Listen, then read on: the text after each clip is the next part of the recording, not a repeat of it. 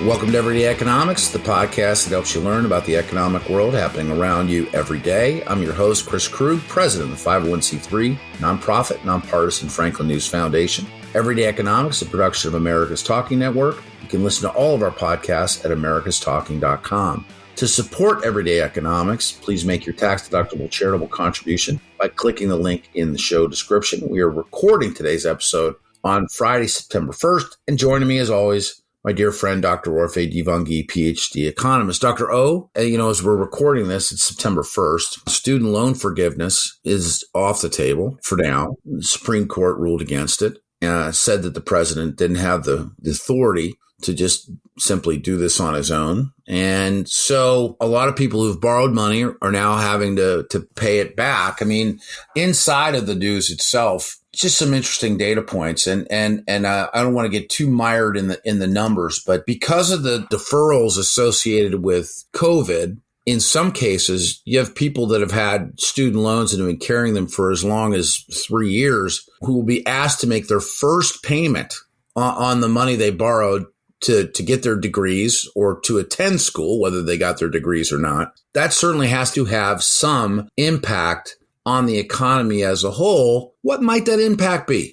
Well, according to an estimate from Moody's, $71 billion, $70 or $71 billion, something like that. And I also saw 800,000 borrowers had qualified for the loan deferral or for an adjustment. It's a lot of people. Absolutely. And some people say 40 million Americans facing payments again, right? So, I mean, the estimates are all over the place.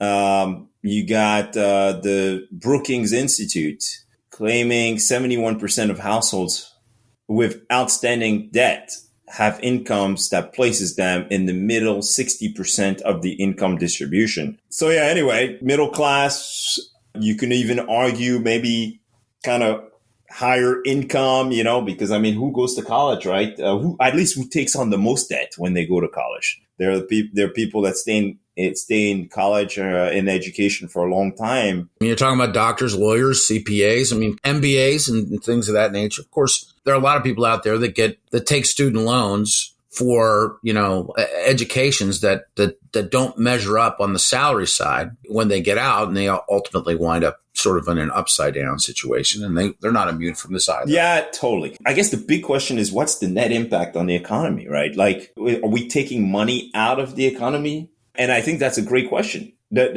some people will say, well, hold on a second, that money would have been spent on other things, right? Essentially, right? So I guess the question is, are we taking money out of consumers and giving it to other consumers, or are we taking money out of consumers and giving it to savers? Is ultimately the big question here. So it to some extent it's just a game of redistribution. But if money is flowing from consumers to savers, then I guess that will be a good a net positive when it comes to the fight against inflation.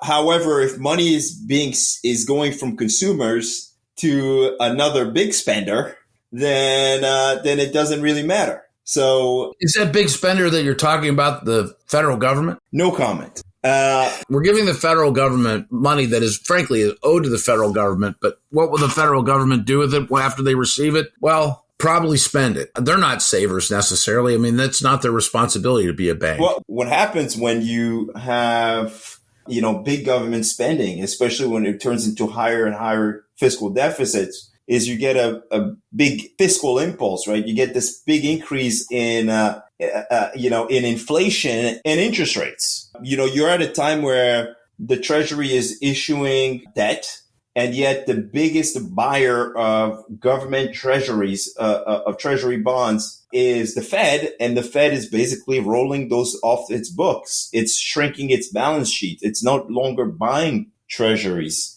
And so, essentially what the result of that is an increase in interest rates. And we're seeing that, right? We're seeing interest rates rising. The increase in interest rates is causing the economy to cool. But you see it more right now. The biggest pain is in the housing market, where mortgage rates have more than doubled.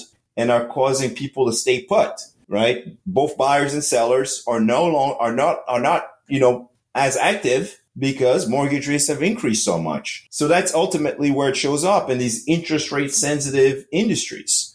So going back to the student loan thing, ultimately it would be nice to see the government actually get kind of its spending and under control and reduce fiscal deficits. Now, some people will say, well, maybe if we spent more on the IRS could make sure to collect as much of the revenue. There's billions of dollars, or if not hundreds of billions of dollars that are supposed to be collected that go uncollected every year. There's that's one argument made by former Secretary of the Treasury Larry Summers. Some people say, well, you got these tax cuts right now, these Trump tax cuts that are still out there. No politician will ever think about reversing those tax cuts, especially not ahead of an election year. And so that's also an argument out there, right? Well, ultimately, we need to find a way to reduce these fiscal deficits or get some miracle productivity growth